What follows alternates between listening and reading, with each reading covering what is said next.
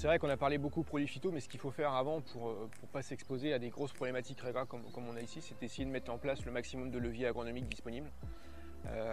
Travailler la rotation, travailler etc.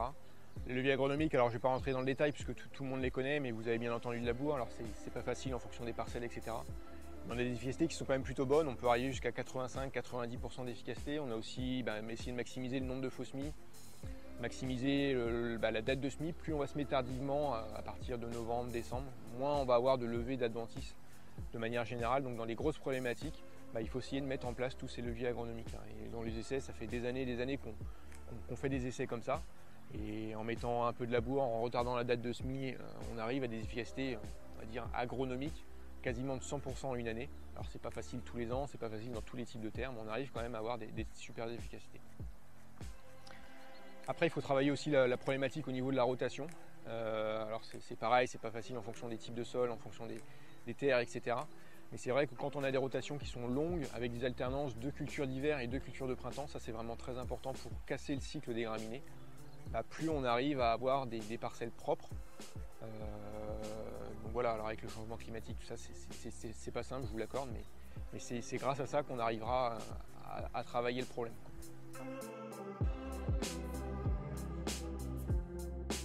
On arrive à faire du désherbage mécanique maintenant, même en conventionnel. Alors on peut faire de la RC tri, alors ce qui marche le mieux, c'est à 60 degrés jour après le semis. Donc on a fait une vidéo là-dessus, je vous invite à aller la regarder. Alors c'est des choses qui ne vont pas se faire tous les ans, c'est plutôt de l'opportunité. Mais une année donnée, ça peut fonctionner. On arrive à avoir des efficacités qui sont quand même pas trop mal, autour de 50, voire même un peu plus. Donc ça va prendre en compte. Après, une autre technique qui est pour moi meilleure, c'est le binage. Alors ça se fait en sortie hiver. Aujourd'hui, sur les interrants à 20-25 cm, on arrive à biner des céréales. Donc c'est plus une problématique de matériel, c'est plutôt une problématique d'investissement et d'avoir ça sur son exploitation.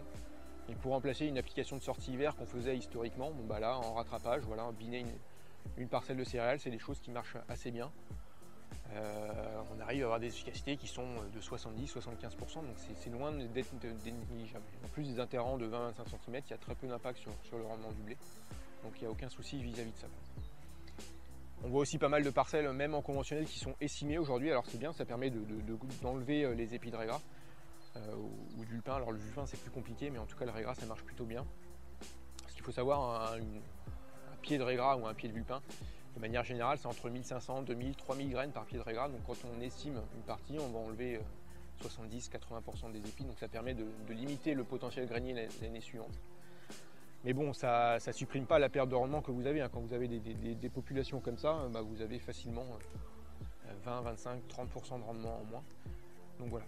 S'il y avait une notion de seuil de nuisibilité à retenir, ce qu'on dit souvent, c'est que 25 plantes de régras ou 25 plantes de vulpin, ça diminue le rendement de 5% de la culture en place. Alors voilà, c'est sûrement un petit peu plus compliqué que ça, mais en tout cas c'est la grosse idée qu'il faut avoir en tête.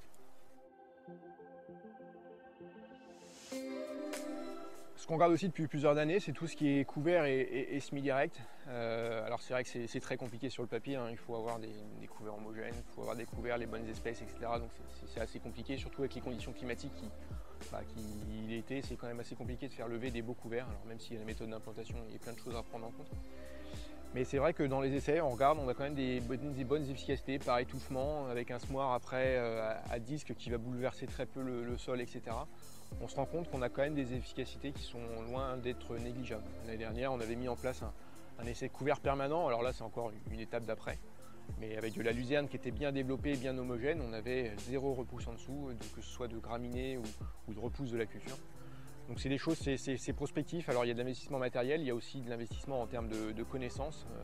C'est quelque chose qu'on n'a pas l'habitude, c'est assez compliqué aussi à mettre en place, il ne faut pas se le cacher. Mais je pense qu'il y a de belles perspectives et des choses à creuser sur cette thématique-là.